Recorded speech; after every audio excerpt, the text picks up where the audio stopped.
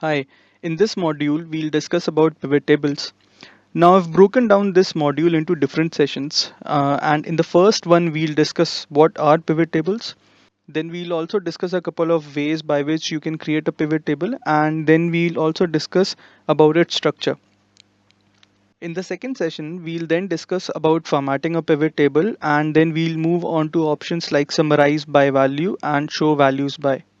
And in the last session, we'll discuss about the pivot graphs and the various pivot table options. Now coming back to the first question, what is a pivot? A pivot table is a very powerful tool in Excel as it can be used to create summary reports and also to analyze data in an Excel file. So for example, in a banking industry, there are like hundreds of thousands of transactions which happen daily via debit cards. Now, most of these transactions would be from genuine customers and a handful of them would be through fraudsters. But using pivot tables, we can play around with the customer attributes, the transaction attributes, and identify a risky segment, thus identifying fraudsters.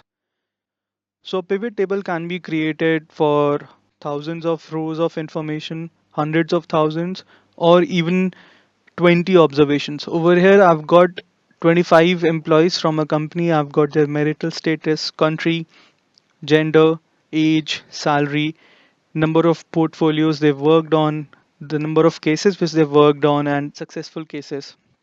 So what I'll do, I'll use this particular data set to create a pivot table and then we can discuss about its structure. So one of the ways is I want to create a pivot table for this particular data set. So I've clicked on this particular data set. I'll go to insert. I'll click on pivot table. So Excel will automatically select this entire range as the underlying data for my pivot table. Now pivot table will give me options to create a pivot on the new worksheet or on an existing worksheet. So I can click on existing worksheet and then I can go to any of these existing worksheets and click on a particular cell where I want my pivot table to start with. But usually I prefer the new worksheet and click on OK. So now this is one way by which you can create a pivot table. Let's just delete this and let's look at the second option also. So I'll select this data. I'll click on Alt D P. Now this gives me a pivot table and pivot chart wizard. I'll click on next. Now because I had already selected this data, Excel has already put this in my range. I'll click on next. And now again I'll get the same option of having a pivot table on the new worksheet or an existing worksheet. Let's click on new worksheet. So pivot table has got created now. Let's name it as pivot. Now let me just minimize it a bit.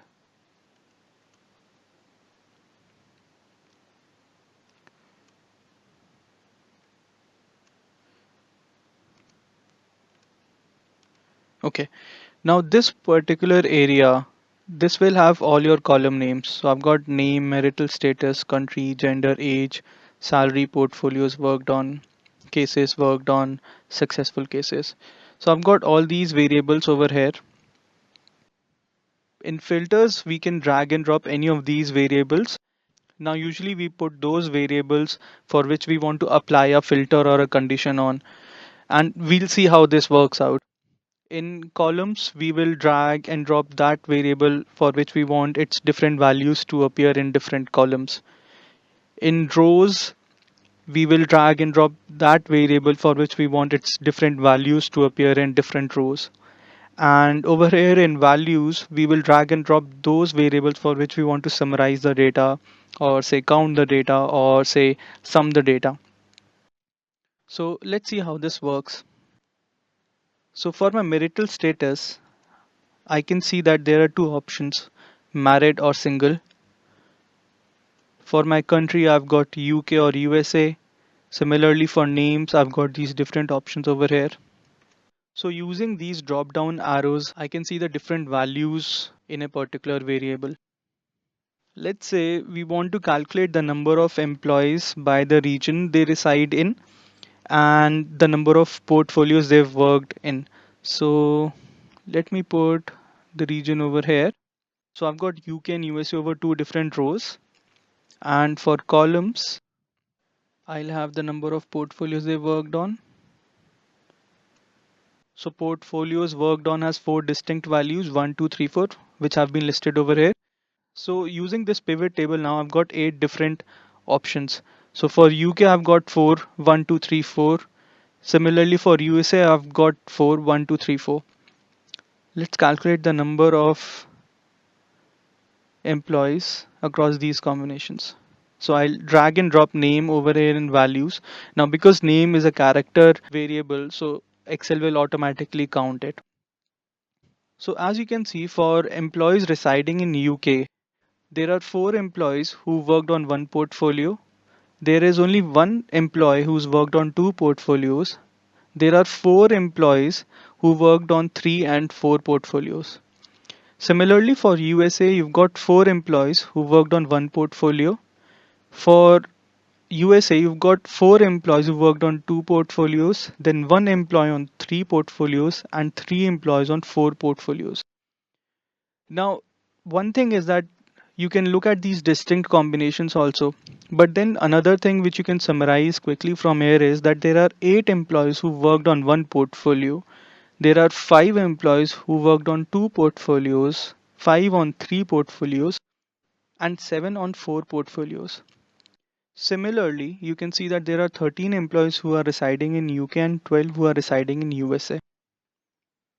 Now let's look at some of these different terms, row labels, grand total or column labels which we've come across.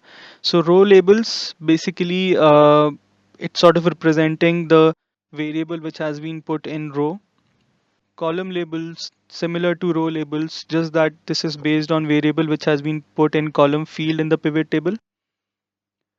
Grand total, it's appearing twice, so it just basically sums up all the values of the field which are being summarized. Then count of name over here. Now because we are trying to count the number of employees across regions and portfolios they worked on, we drag the name field in the value section. So count of name over here suggests that we are counting the number of names. Now let's say I don't want to look at the number of employees, but I want to look at the salaries across these 8 different combinations. So I'll remove name from here, and as I drag it to the filter section, the count of gets removed now because we are no longer counting names now. Let's put salary over here. So whenever you put a numeric value over in value section, Excel will sum it. So over here it is showing that it is summing the salary. Now let's try and apply some filters also. So let's put gender in the filter section. Now I've got gender appearing over here. Now let's say I just want to look at the male population over here. So I'll click on this drop down arrow and this window will pop up. It shows the different values which are there for this particular variable. So for example, for name, we've got these different names. So again, click on gender. Now for selecting only male, I'll click on M and now I'll click on OK. Now whatever numbers which we are left with over here, they all belong to the male population. Let's apply another filter.